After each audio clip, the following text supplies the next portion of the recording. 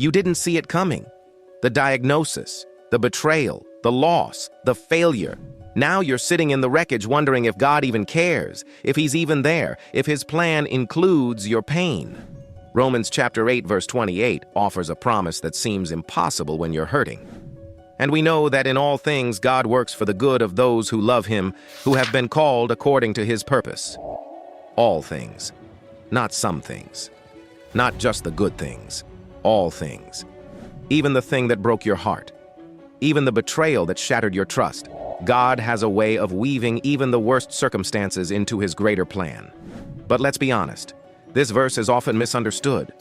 Well-meaning people quote it like a spiritual band-aid, as if saying God works all things for good magically makes the pain disappear. Paul isn't saying all things are good, he's saying God works all things together for good. There's a difference between God causing your pain and God using your pain. God doesn't author evil, but he's an expert at repurposing it. He takes what Satan meant for destruction and uses it for construction. What the enemy intended to destroy you, God intends to develop you. Joseph understood this principle better than anyone. Sold into slavery by his own brothers, falsely accused and imprisoned, forgotten by people he helped, Joseph had every reason to become bitter. But years later he told his brothers, "You intended to harm me, but God intended it for good." Your pain has a purpose even when you can't see it. Maybe God is developing compassion in you for others who will face similar struggles.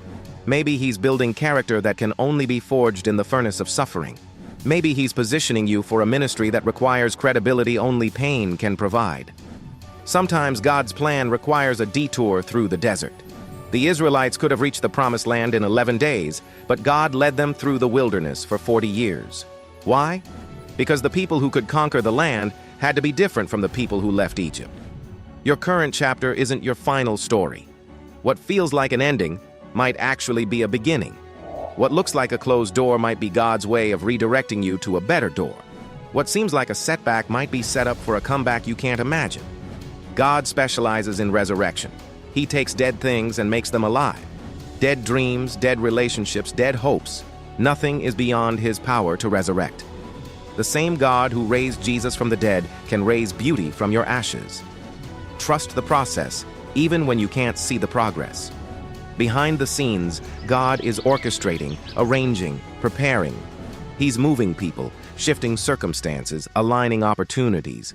What looks like chaos to you is actually careful construction to him.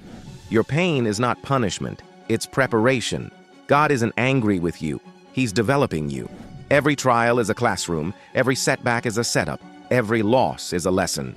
The God who turned crucifixion into resurrection, who transformed the worst day in history into the best news humanity has ever received, that same God is working in your situation right now. Your pain is temporary, but God's plan is eternal.